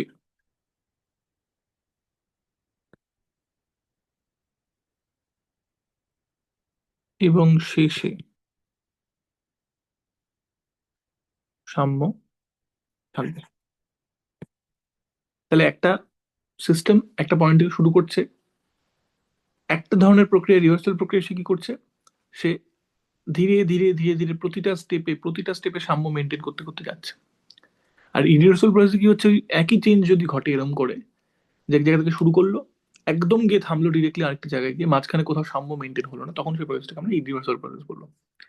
এবং ইউনিভার্সাল প্রসেসের ক্ষেত্রে বা রিভার্সিবল ইউনিভার্সাল প্রসেসের ক্ষেত্রে যেটা কি বলা হয়েছিল, যেটা আমি আর খুব ডিটেলে বলছি না, কিন্তু যেহেতু সাম্য মেনটেন থাকছে না ইউনিভার্সাল প্রসেসে এবং রিভার্সিবল প্রসেসে সাম্য মেনটেন থাকে, ফলে যখন আমি গ্রাফিক্যালি কোনো একটি চেঞ্জ দেখাবো, যে ধর কথার কথা আমি বলছি যে একটা বদল ঘটছে যেখানে আহ, তার চাপ আর আয়তনের চেঞ্জ ঘটছে, তাহলে আমি আমি যদি সেটা রিভার্সিবল আর ইরিভার্সিবল ক্ষেত্রে দেখাই, তখন সেটা কিভাবে দেখাবো, যে যেহেতু রিভার্সিবলের প্রতিটা স্টেপে স্টেপে ধর এটা আমার আয়তন, এটা আমার চাপ, তাহলে রিভার্সিবলে যেহেতু প্রতিটা স্টেপে সাম্য মেনটেন হতে হতে যাবে, তার মানে প্রতিটা স্টেপে চাপ আর আয়তনের নির্দিষ্ট মান আছে, ফলে আমি প্রতিটা পয়েন্টকে গ্রাফে দেখাতে পারবো। কেন বলতে চাইছি, কারণ এই চাপ আর আয়তন এই ধর্মগুলো কেবলমাত্র সাম্যে মাপা যায়।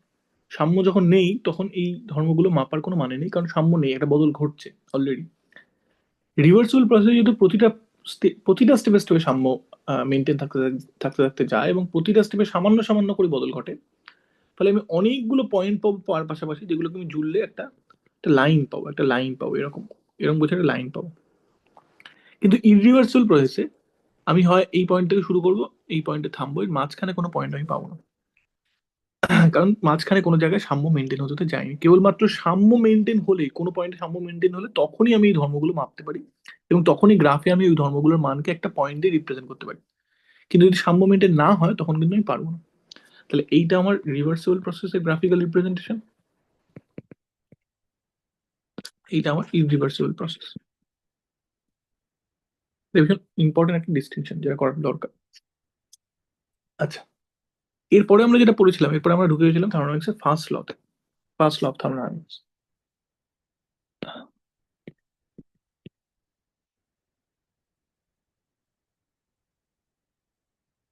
আচ্ছা, তার আগে আমরা যেটা বলেছিলাম, তার আগে বলেছিলাম ইন্টারনাল এনার্জি, এটা বলে দেওয়া দরকার। ইন্টারনাল এনার্জি বা আন্তঃশক্তি,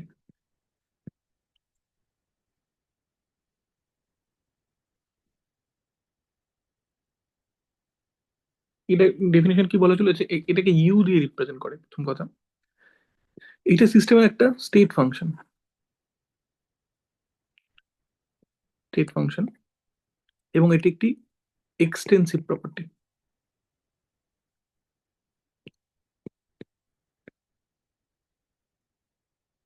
এটা কি করে? এটা সিস্টেমের সমস্ত রকম শক্তির যোগফল, সিস্টেমের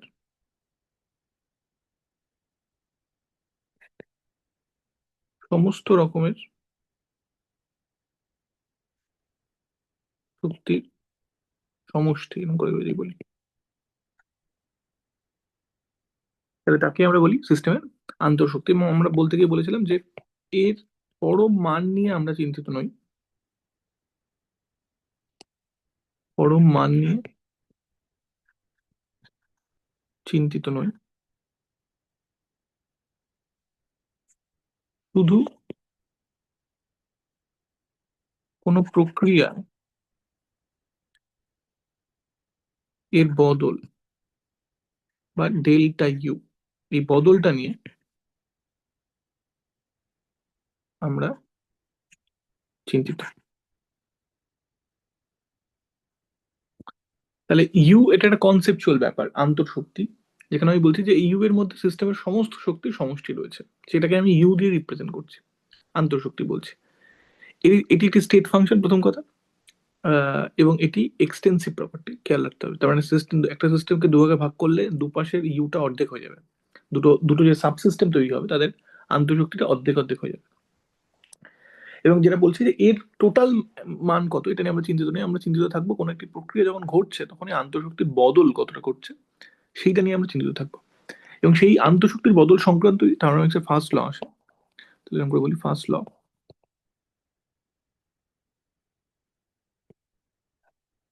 ফার্স্ট ল কি বলে? যে কোনো একটি প্রক্রিয়ায় সিস্টেমের আন্তঃশক্তির বদলটা ওই প্রক্রিয়ায় সিস্টেম, মানে ওই প্রক্রিয়া ইনভলভ কার্য এবং তাপের যোগফলের সাথে সমান। তাহলে কার্য এবং তাপের যোগফলের সাথে সমান, এটা হচ্ছে থার্মোডাইনামিক্সের ফার্স্ট ল। যেখানে এটা কি বলছে? এটা বলছে কোন প্রক্রিয়ায়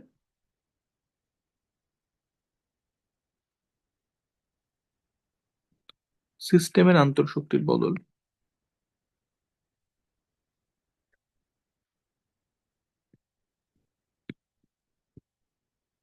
এটা কি বলছে? ওই প্রক্রিয়ায় ইনভলভড কার্য, কি বলছে? ওই প্রক্রিয়ায়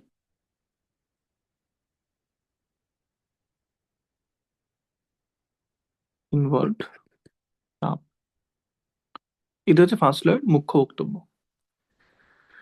এখানে যেটা খেয়াল রাখা দরকার সেটা হচ্ছে যে এই সূত্রে ডাব্লিউ এবং কিউ কে উইথ প্রপার সাইন বসাতে হবে। এখানে আমরা বলেছিলাম যে প্রপার সাইন বলতে কি বলতে চাইছি, সিস্টেম যদি তাপ গ্রহণ করে, সিস্টেম এনার্জি বাড়ে, তাহলে কিউটা পজিটিভ। সিস্টেম যদি তাপ বর্জন করে তাহলে কিউটা নেগেটিভ। একই রকম ভাবে সিস্টেম এর উপর যদি কার্য হয়, সিস্টেমের এনার্জি বাড়ে তাহলে ডাব্লু পজিটিভ, সিস্টেম যদি কার্য করে নিজের শক্তি খরচা করে তাহলে ডাব্লু নেগেটিভ। তাহলে এই ফর্মুলাতে ডাব্লু এবং কিউকে কিন্তু উইথ প্রপার সাইন বসাতে হবে। তাহলে এটা আমরা বলেছিলাম ফার্স্ট ল অফ থার্মোডাইনামিক্স। এটার গুরুত্বপূর্ণ পার্ট কি? এটার গুরুত্বপূর্ণ পার্টটা হচ্ছে এটাই, বা যদি ফিজিক্যাল ইনসাইট ভাবতে যাই, যে ইউ একটি স্টেট ফাংশন, কিন্তু ডাব্লু কমা কিউ এরা পাথ ফাংশন। অথচ দেখা যাচ্ছে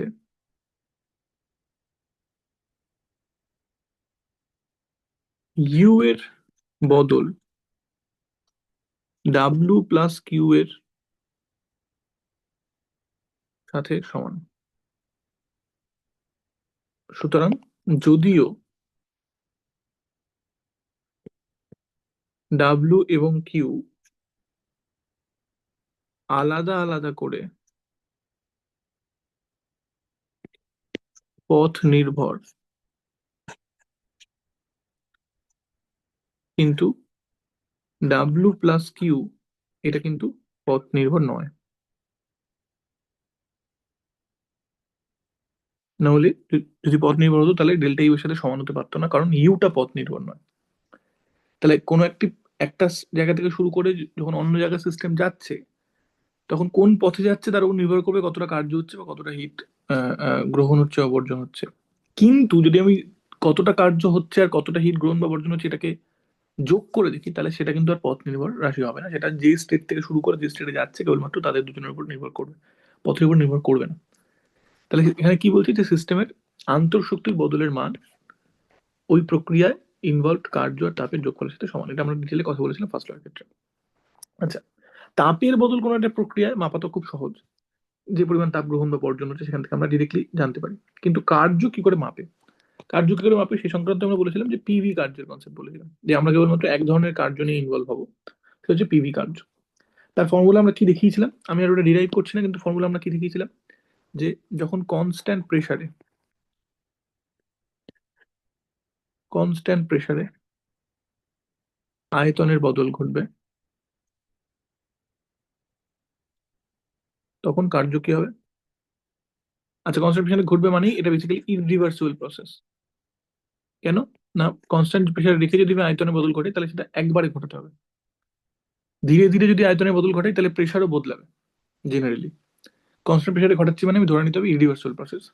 এই প্রসেসের কার্য কি হবে না, এই প্রসেসের কার্য হয় minus P external into delta V, বা minus P external into V final minus V initial.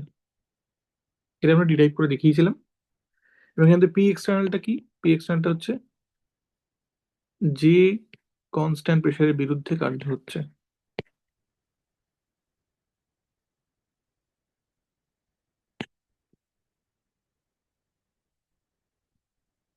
এখানে গুরুত্বপূর্ণ পার্ট কি, গুরুত্বপূর্ণ পার্ট হচ্ছে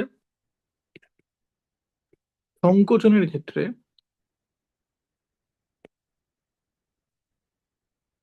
সংকোচনের ক্ষেত্রে যখন সিস্টেম সংকুচিত হচ্ছে, মানে আয়তন কমছে, তার মানে ভি ফাইনাল তখন ভি ইনিশিয়ালের থেকে কম, কারণ আয়তন কমছে। তার মানে ডেল্টা ভিটা হচ্ছে, যেটা হচ্ছে V final minus V initial, সেটা লেস দেন জিরো হয়ে যাচ্ছে। তার মানে minus P external into delta V, সেটা গ্রেটার দেন জিরো হয়ে যাচ্ছে, কারণ এইটার নেগেটিভ কোয়ান্টিটি, এই নেগেটিভের সাথে এই নেগেটিভটা কাটছে, নেগেটিভ নেগেটিভ পজিটিভ হচ্ছে, এটা তো চাপটা তো সবসময় পজিটিভ, তাই জন্য এই জিনিসটা তখন পজিটিভ হয়ে যাচ্ছে। তার মানে সংকোচনের ক্ষেত্রে ডাব্লু পজিটিভ, ঠিক আছে। তার মানে ডাব্লু গ্রেটার দেন জিরো, সুতরাং সিস্টেমের উপর সংকোচনের ক্ষেত্রে কাজ হয়, সিস্টেমের উপর কার্য হচ্ছে। এটা আমাদের কনভেনশন, আমরা এরকম করে ধরি। আর কম্প্রেশনের ক্ষেত্রে কি হয়, বা প্রসারণের ক্ষেত্রে, সরি, প্রসারণ বা এক্সপ্যানশনের ক্ষেত্রে এটা কি হয় না, প্রসারণ মানে হচ্ছে যে আয়তন বাড়ছে, তাহলে ভি ফাইনালটা গ্রেটার দেন ভি ইনিশিয়াল, একই লজিকে বলতে হলে ডেল্টা ভি, যেটা হচ্ছে V final minus V initial, সেটা greater than zero.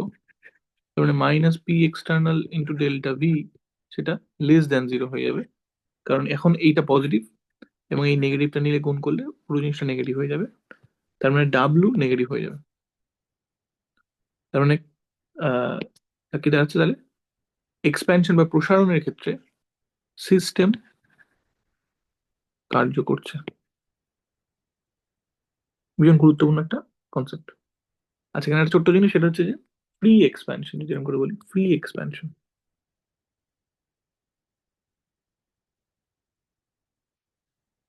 Free expansion, এক্সপ্যানশনে কি হয়, যখন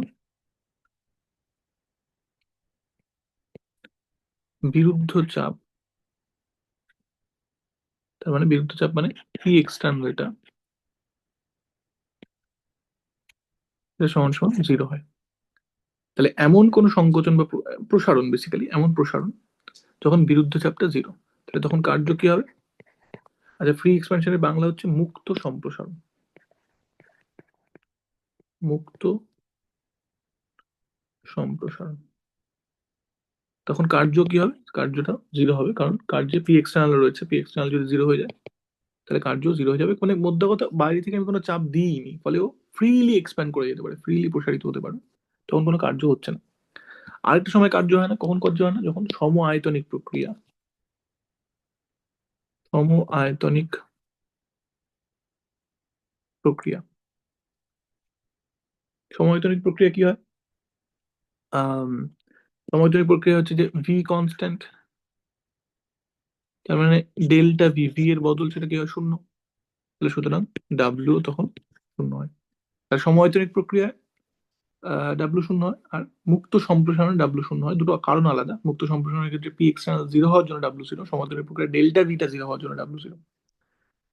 আচ্ছা, এটা আমরা বললাম ইরিভার্সাল প্রক্রিয়া ডাব্লু কি করে ক্যালকুলেট করেন। আর যদি আমি ভাবি যে রিভার্সাল প্রক্রিয়া, আহ, কি দেখালাম আমি? আচ্ছা, তাহলে যদি এরকম করে বলি যে রিভার্সিবল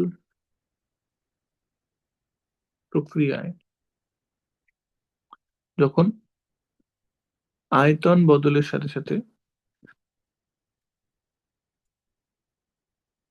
চাপেরও বদল ঘটছে,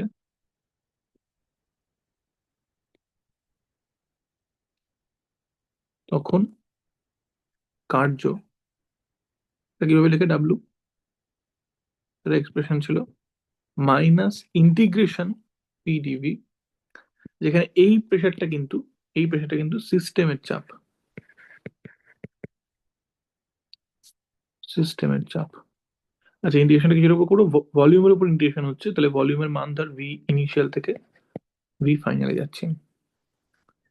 তাহলে এটা হচ্ছে কার্যের এক্সপ্রেশন ফর রিভার্সিবল প্রসেস, যেখানে চাপে ভলিউমের সাথে যদি চাপের বদলও করছে, তখন কিন্তু আমি ইরিভার্সিবল প্রসেসের ফর্মুলাটা লাগাতে পারবো না। ইরিভার্সিবল প্রসেসের ফর্মুলাটা কখন লাগাবো, যখন কনস্ট্যান্ট প্রেসারে জেনারেলি কোনো ভলিউমে চেঞ্জ করছে। আচ্ছা, আরেকটা যেটা অঙ্ক করতে কি বলা হয়েছিল যে, ওটা কি বললো,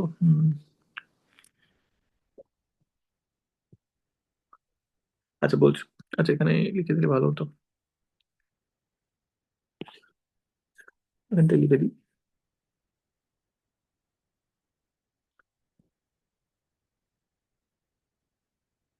ইম্পর্টেন্ট পয়েন্ট, অনেক সময় এই ইরিভার্সাল প্রসেস যখন ঘটে, তখন এই প্রক্রিয়ায় পি এক্সটার্নাল বলে দেয় না।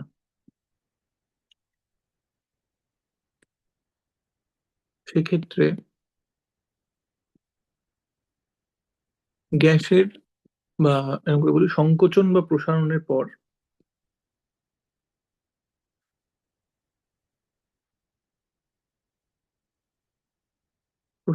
পর গ্যাসের ফাইনাল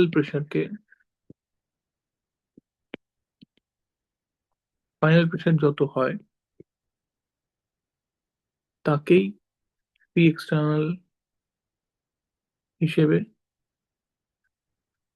ধরে নিতে হবে। কেন? না, কতক্ষণ ওই সংকোচন প্রসারণ হয়? যতক্ষণ বাইরের চাপ আর গ্যাসের চাপ সমান না হয়ে যায়। ফলে যদি আমাকে বাইরের চাপ না বলে দেয়, গ্যাসের যেটা ফাইনাল চাপ, আমি ধরবো সেখানে প্রসারণ বা সংকোচন থেমে গেছে, তার মানে সেখানেই গ্যাসের চাপ আর বাইরের চাপ সমান হয়ে গেছে, তাহলে গ্যাসের ফাইনাল চাপকে আমি বাইরের চাপ হিসেবে ধরবো, যদি আমাকে বাইরের চাপটা না বলে দেয়। একই রকম ভাবে যদি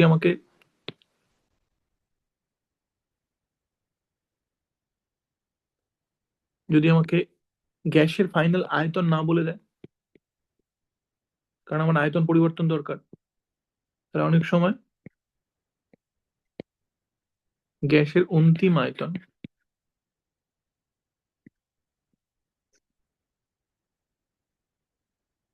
না বলে দিলে, না বলে দিয়ে পি এক্সটার্নাল বলে দেয়, সেক্ষেত্রে গ্যাসের ফাইনাল চাপকে সমান সমান পি এক্সটার্নাল ধরে নিয়ে গ্যাসের ফাইনাল ভলিউম বা ফাইনাল আয়তন ক্যালকুলেট করে নিতে হবে। দুটো জিনিসের বক্তব্য একই, যে আমাকে যদি পি এক্সটার্নাল বলে না দেয় বা ফাইনাল ভলিউম বলে না দেয়, তাহলে আমাকে এটা খেয়াল রাখতে হবে যে ইরিভার্সিবল প্রসেসে যখন আমি সংকোচন ও প্রসারণ করি, ততক্ষণ সংকোচন ও প্রসারণ হয় যতক্ষণ না বাহ্যিক চাপ আর গ্যাসের ফাইনাল চাপ সমান হয়ে যায়। ফলে আমাকে ওই ইনফরমেশনটা ব্যবহার করতে হবে। ওই ইনফরমেশন ব্যবহার করে হয় আমাকে গ্যাসের ফাইনাল আয়তন বার করে নিতে হতে পারে, অথবা আমাকে পি এক্সটার্নাল ফাইনাল আয়তন যদি বলে দেয়, তাহলে পি এক্সটার্নাল বার করে নিতে হতে পারে। এই দুটোর মধ্যে জেনারেলি একটা বলে, হয় পি এক্সটার্নাল বলে আর নয় গ্যাসের ফাইনাল আয়তন বলে। তাহলে সেক্ষেত্রে আমি কি করবো? পি এক্সটার্নালটাকে গ্যাসের ফাইনাল চাপ ধরবো, সোজা কথা হচ্ছে এটাই। যে চাপের বিরুদ্ধে কার্য হচ্ছে সেই চাপটা গ্যাসের ফাইনাল চাপ ধরবো। আচ্ছা, এবার আসি রিভার্সাল প্রক্রিয়া। রিভার্সাল প্রক্রিয়ার ফর্মুলাটা কি? ফর্মুলাটা হচ্ছে মাইনাস ইন্টিগ্রেশন পি ডিভি, যেখানে ভি ইনিশিয়াল থেকে ভি ফাইনালে ইন্টিগ্রেশনটা আমি করছি, এবং এটারই একটা সিম্পলার ভার্সন। এই ইন্টিগ্রেশনটা জেনারেলি ডিরেক্টলি করা যায় না, কিন্তু যদি আমি প্রক্রিয়াটা আইসোথার্মাল হয়, আইসোথার্মাল প্রসেসের জন্য, আইসোথার্মাল প্রসেস এবং আইডিয়াল গ্যাস, এটার জন্য ডাব্লিউ এক্সপ্রেশনটা কি রেখেছিলাম আমি? এই ইন্টিগ্রেশনটা করে ফেলা যায় সেক্ষেত্রে, ডাব্লিউ এক্সপ্রেশন দিয়েছিলাম NR T LN V final by V initial, অথবা আরেকটা ফর্মুলা দিয়েছিলাম একই, এটা থেকেই আসে, NR T LN P initial ভাগ পি ফাইনাল। এটা আমরা দেখেছিলাম। আচ্ছা, এবার এই সংক্রান্ত একটা অঙ্ক করে আজকে আমরা শেষ করব, তারপর বাদ বাকিটা পরের দিন শুরু করবো আবার। আচ্ছা, দেখা যাক। উম, উম, এটা নয়, হয়ে গেছে এটা। আচ্ছা,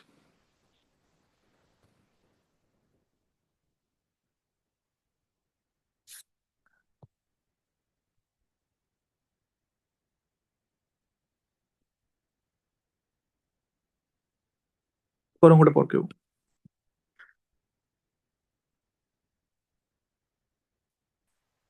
এন মোল আদর্শ গ্যাসের ক্ষেত্রে একটি নির্দিষ্ট তাপমাত্রায় সমষ্ণ পরাবর্ত প্রসারণের কৃতকার্যের পরিমাণ নির্ণয় করো।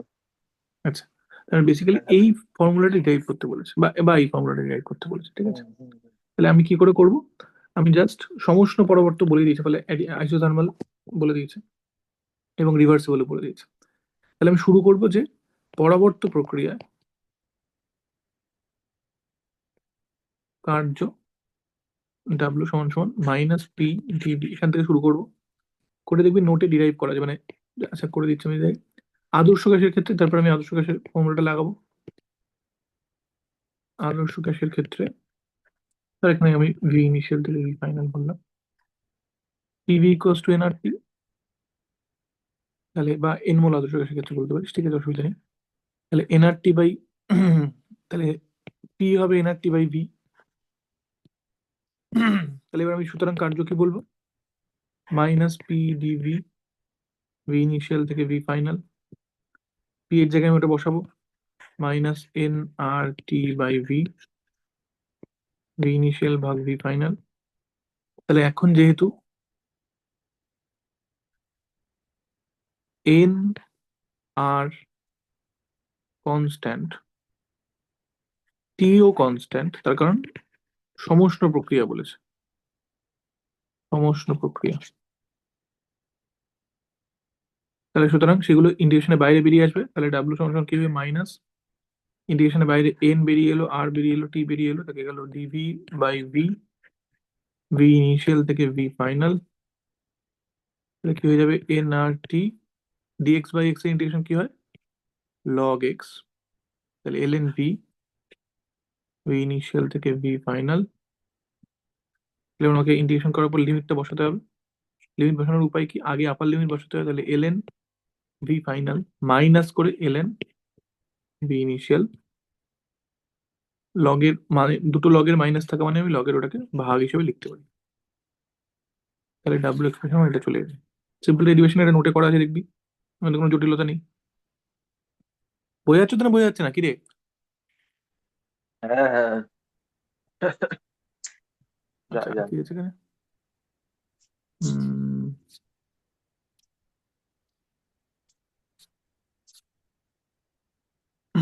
আচ্ছা, এটা আছে।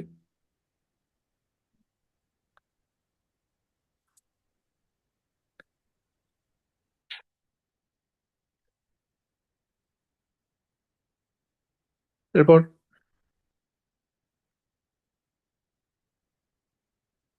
তাপগতিবিদ্যার প্রথম সূত্রের গাণিতিক রূপটি লেখো, প্রতিটি পদ ব্যাখ্যা করো। এই তো বোঝাই গেল। এটা লিখবি, যেটা প্রথম সূত্র লিখলাম আমরা।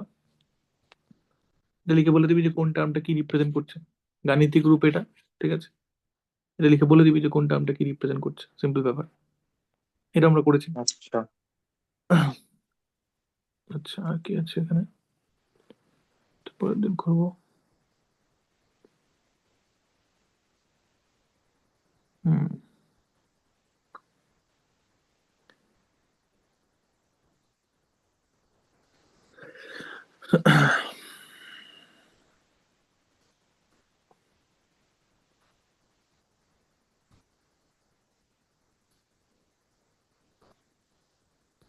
আর কিছু নেই। ঠিক আছে, বেশ। তাহলে আজকে আমরা এখানে থামছি, বাদ বাকিটা আমরা পরের দিন করবো। পরের দিনে টাইম নিয়ে পরে কথা বলে নেবো।